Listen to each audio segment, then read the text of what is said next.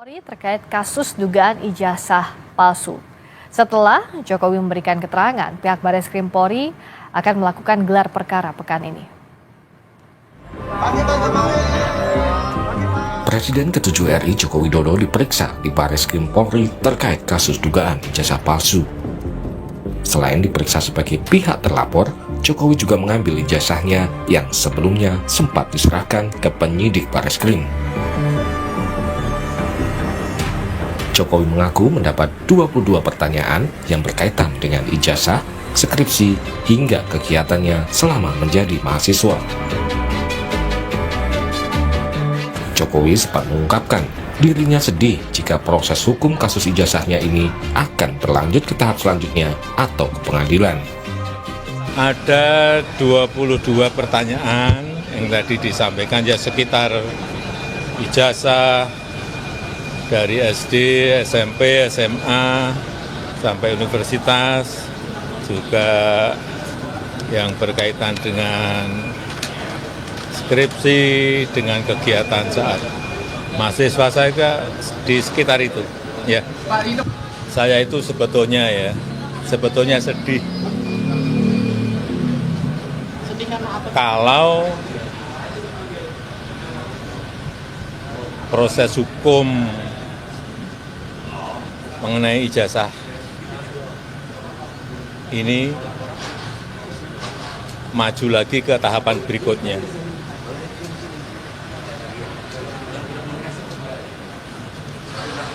Saya kasihan, tapi ya ini kan sudah keterlaluan, jadi ya kita tunggu proses hukum selanjutnya. Ya.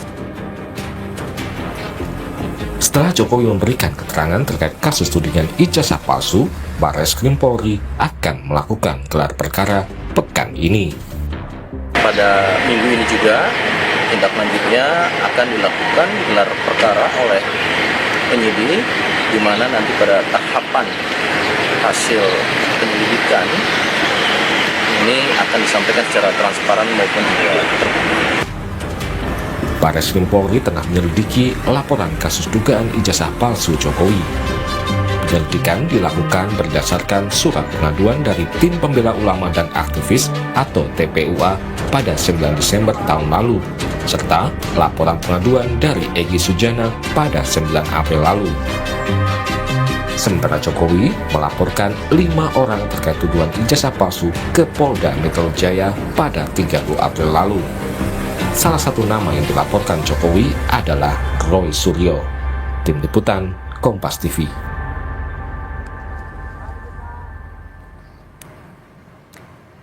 Kita ulas proses hukum kasus ijazah Jokowi ini bersama Wakil Ketua Tim Pembela Ulama dan Aktivis Rizal Fadilah dan Wakil Ketua Umum Projo Freddy Damanik. Selamat malam Pak Rizal, Bung Freddy.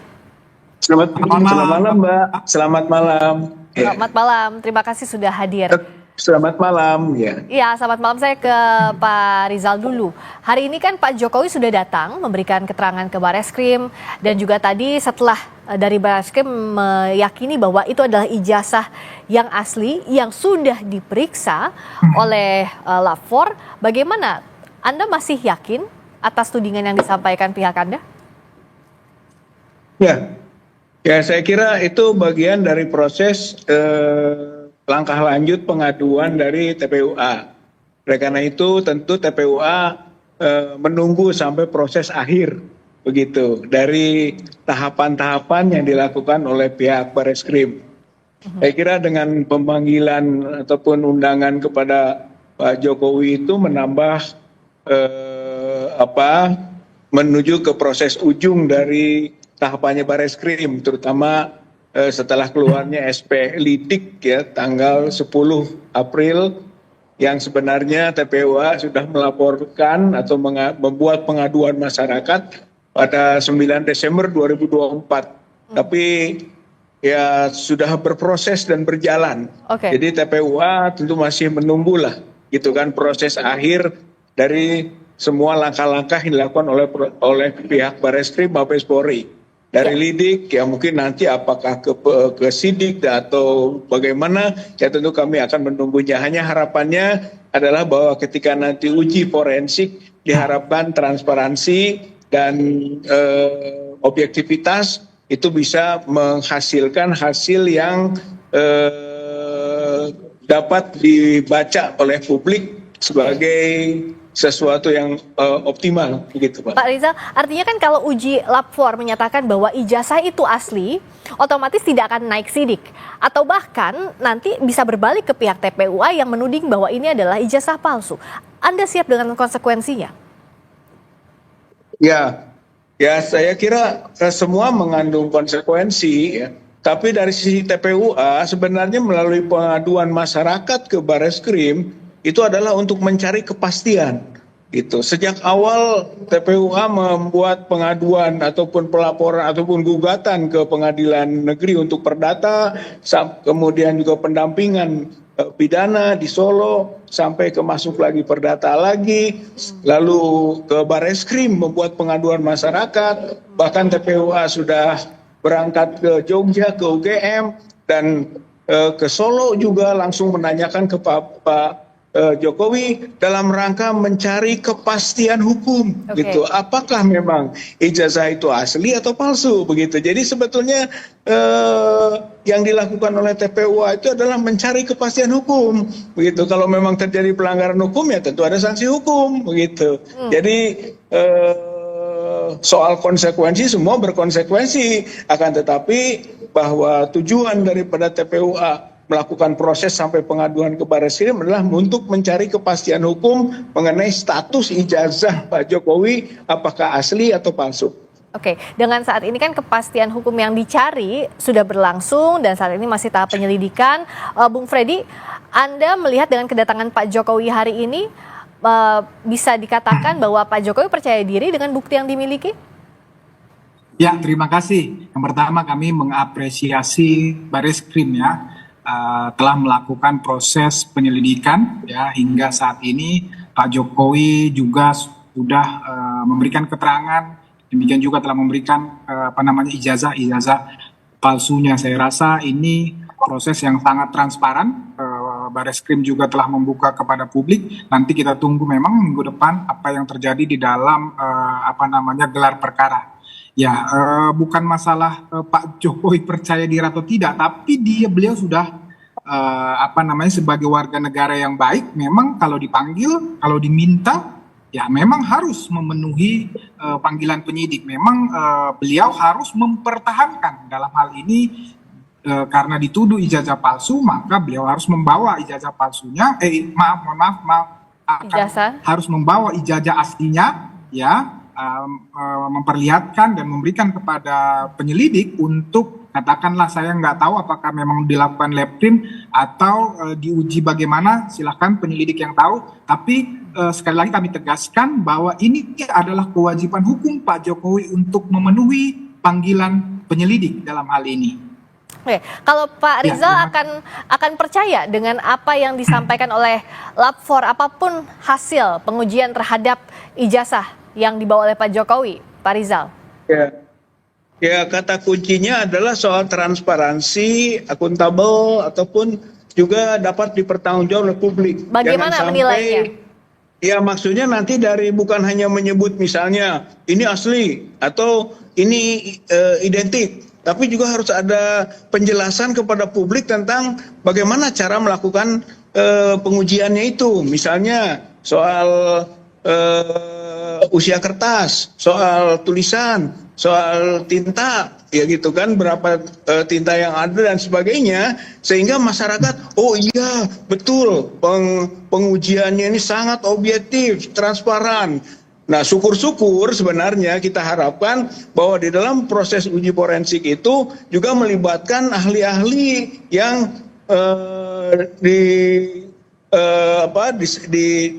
dari sumber yang independen. Nah, kalau begitu maka nanti hasil dari kajiannya Bareskrim Mabes Polri itu objektif dan tidak kontroversi. Yang kita khawatirkan adalah justru keputusan itu menimbulkan kontroversi baru. Oleh karena itulah diharapkan pihak Bareskrim bisa mengurai lebih detail tentang proses yang dilakukannya sehingga sampai pada kesimpulannya apakah itu identik tidak identik atau asli tidak asli atau palsu. Saya kira seluruhnya berujung pada alasan rasional yang bisa diuji oleh publik gitu. Saya kira ini sehingga kita dan TPUA itu bukan mewakili TPUA sendiri, tapi memang mewakili aspirasi publik yang ingin tahu apakah ijazah Pak Jokowi itu asli atau palsu. Oke, Bung Freddy tadi akan percaya tapi dengan syarat harus dibuka bagaimana prosesnya dan sebagainya. Bung Freddy juga melihat harus seperti itu? Ya, kayak gini. Bung Freddy Bareskrim itu kan mempunyai mekanisme sendiri. Ya, penyelidikan itu di dalam hukum kita juga itu ada mekanisme.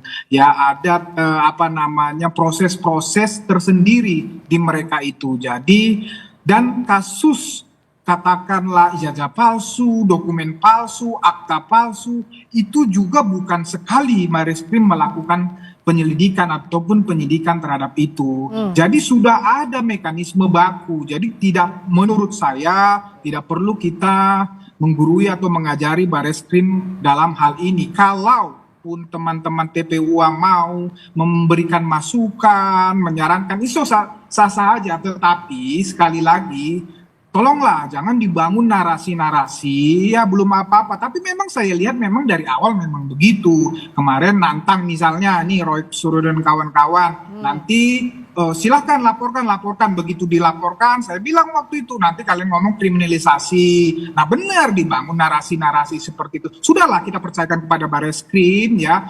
Tuntut transparansi oke, tapi bukan transparansi ataupun mau seperti apa yang kita inginkan. Karena Polri sudah mempunyai mekanisme terhadap proses yang mereka lakukan. Dan saya percaya, saya yakin Polri akan transparan terhadap proses ini. Demikian juga gelar perkara, saya yakin silahkan mungkin teman-teman TPU akan minta diundang atau bagaimana. Saya rasa itu bisa juga dilakukan. Tapi sekali lagi saya percaya Bareskrim dalam hal ini akan transparansi dalam melakukan proses penyelidikan ini. Oke, kalau dari Pak Rizal tadi kata Bung Freddy boleh meminta transparansi tapi juga bukan menggurui pihak dari Bareskrim Polri. Ya, jadi betul. Saya kira transparansi objektivitas itu digambarkan oleh keterbukaan dari pihak Bareskrim sendiri untuk hasilnya ini bisa diuji oleh publik gitu. Jadi tetap saja dia harus merasakan bahwa hal ini bukan final. Masyarakat boleh mengujinya. Saya kira itu sebetulnya kedewasaan dan sikap objektifnya pihak Bareskrim. Karena bukan berarti Bareskrim tidak pernah salah loh gitu. Banyak pada hasil ujinya yang juga bisa menimbulkan kontroversi. Kasus kilometer 50, kasus Wongso, kasus Vina, atau mungkin banyak kasus-kasus lain yang justru menimbulkan kontroversi berikutnya. Kalau tadi supaya untuk kasus ini tidak menimbulkan. Oke, kalau Pak Rizal, maaf saya mau tanya tadi. Tadi kan Pak Rizal bilang bahwa tapi bukan berarti Bareskrim bisa salah. Artinya kan ada peluang kontroversi yang menurut Pak Rizal bisa diuji ulang. Tapi mekanismenya seperti apa? Karena kan kalau kita bicara soal mekanisme pidana, laporan ini yang ditindaklanjuti dan uji lapor yang punya legitimasinya adalah dan punya legalitasnya ada dari pihak Polri. Pak, misalnya mekanismenya misalnya soal uji skripsi. Uji skripsi kan yang dipermasalahkan adalah soal lembar pengesahan. Nah, untuk menguji lembar pengesahan itu, tentu Bareskrim bisa menguraikan tentang apakah betul keraguan publik yang menyangkut misalnya phone face, bahwa itu adanya baru tahun 92, nah 85 belum ada gitu kan, soal Windows, soal DOS. Saya kira itu harus dijawab, dijelaskan gitu. Kemudian soal keraguan soal cap di ijazah misalnya itu kan, soal warna merah yang tidak masuk ke jas ataupun ke fotonya Pak Jokowi, itu dijelaskan gitu. Kemudian juga umur, date-nya, soal kertas antara lembar pengesahan dengan konten atau isi skripsi, itu juga harus dijelaskan. Artinya bahwa telah diuji mengenai usia kertas masing-masingnya, Oh, jadi hal ijazah teknisnya juga harus tersebut, turut kan. diuji Saya kira begitu ya? itu perlu mendapat sebagai bukti bahwa itu siap untuk diuji oleh siapapun, begitulah, bahwa Bareskrim sangat dipercaya untuk menghasilkan, tapi dengan argumen dan alasan yang bisa diterima juga oleh publik. Gitu. Oke, nah kalau Bung Freddy lihatnya bisa tidak mekanismenya tadi? Kalau tidak, kalau ada yang masih diragukan, secara parsial diuji. Ya silakan saja, seperti saya katakan tadi ya, teman-teman TPUA menyarankan, tapi sekali lagi Polri itu punya mekanisme sendiri, itu hal-hal teknis. Ya, kalaupun memang itu harus dilakukan Polri, pasti mereka lakukan. Tapi saya bilang tadi bahwa ya pembuktian terhadap atau proses pembuktian terhadap ijazah atau akte autentik ini Polri sudah mempunyai mekanisme sendiri. Bahkan untuk ijazah ini kan kasus sederhana ya. Secara undang-undang ya, itu dalam hal ini ijazah S1 UGM itu mempunyai kewenangan sistem pendidikan, undang-undang sistem pendidikan nasional memang UGM mengeluarkan ijazah, jadi sebetulnya sangat sederhana, ditanya saja UGM, ini benar kau keluarkan, apa buktimu mengeluarkan ini? Semua dokumen-dokumen dibuktikan, diperlihatkan kepada Mabes Bareskrim hal ini. Sebenarnya sesederhana itu, tetapi kalau memang penyidik akan melakukan seperti apa yang dikatakan Pak Rizal tadi, it's okay, bagi kami tidak ada masalah di situ, karena memang Pak Jokowi, kami juga yakin betul bahwa memang ijazah itu dikeluarkan UGM, jadi tidak ada masalah dengan yang disampaikan Pak Rizal. Tetapi sekali lagi, itu kewenangan Bareskrim Polri. Tolong teman-teman ini jangan membangun narasi-narasi seolah-olah kalau nanti sudah keluar ya hasilnya malah dibangun lagi narasi-narasi ketidakpercayaan kepada Polri. Kasihan. Jadi ini nggak ada ujungnya. Demikian. Oke, ujungnya mau kemana Pak Rizal? Kalau tadi kata Bung Freddy, kalau nanti sudah ada hasil dari uji lapor, ternyata ijazahnya asli dikatakan, tapi masih tidak percaya juga. Lalu akan lewat mana lagi? Ya, bukan soal percaya tidak percaya, tapi pada alasannya kan, ataupun polanya, atau mekanisme yang tadi disebut Pak, setuju Pak Alek Damanik bahwa itu punya mekanisme. Tapi mekanisme itu harus jelaskan kepada publik sehingga tidak kontroversi lagi. Jadi kontroversi itu bukan soal asli atau ijazah palsu. Kalau disebut asli jadi kontroversi, bukan. Tapi berbasis pada mekanisme yang transparan, mekanisme yang bisa dipertanggungjawabkan kepada publik, gitu. Bahwa oh iya bener loh, gitu. Pengujiannya ini sudah komplit, gitu kan, sudah multisisi, sudah berbagai aspek teknologi digunakan. Nah itu sampaikan gitu, karena ini agak berbeda dengan pengujian ijazah ataupun sertifikat yang bukan orang yang punya jabatan sebagai orang nomor 1, presiden, mantan presiden. Oleh karena itu harus agak spesial gitu kan,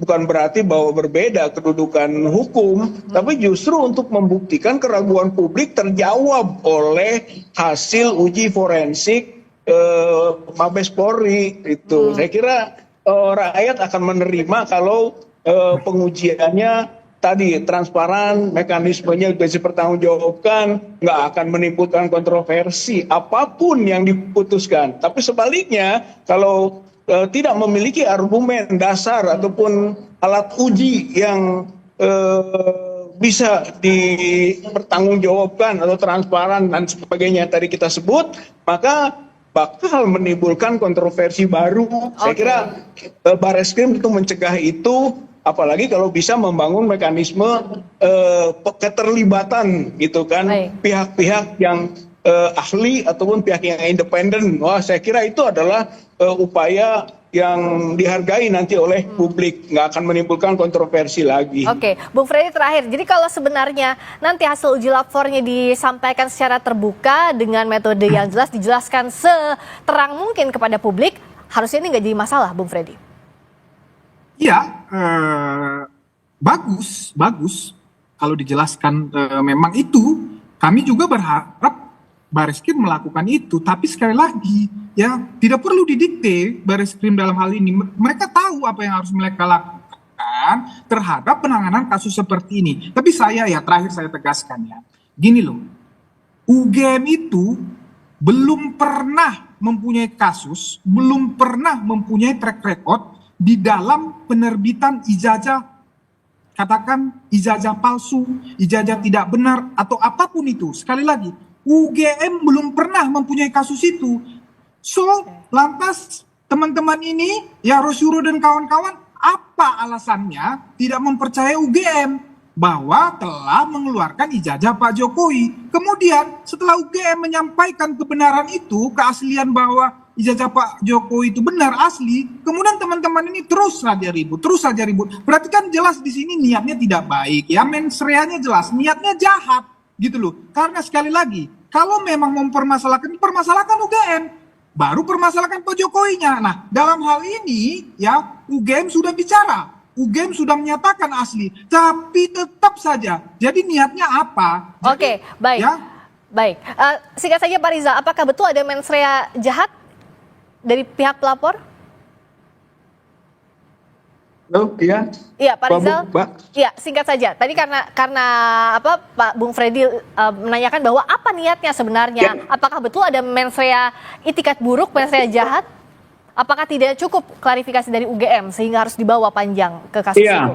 kami kan sudah ke UGM, Baik. gitu kan, untuk meminta penjelasan atau klarifikasi itu. Tapi ternyata pihak UGM itu tidak terbuka, gitu. Bahkan untuk menjawab beberapa pertanyaan yang diajukan oleh TPUA juga ataupun oleh ahli atau seperti Dr. Rismon, Dr. Roy Suryo, itu tidak memberikan jawaban-jawaban, Oke, apalagi baik. dokumen-dokumen.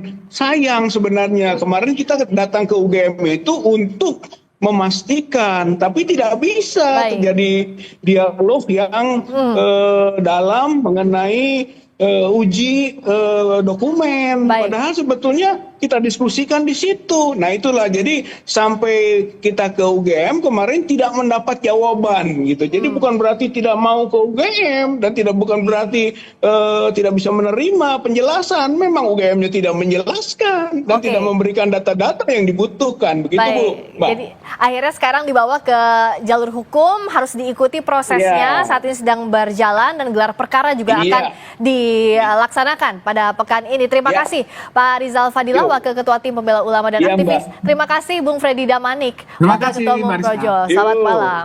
Ayo malam. Pak Freddy. ya Pak. Baik, terima kasih. Berikutnya saudara kami kembali dengan sorotan lainnya. Dewan Perwakilan Daerah atau DPD RI melantik seorang polisi aktif sebagai Sekretaris Jenderal. Apa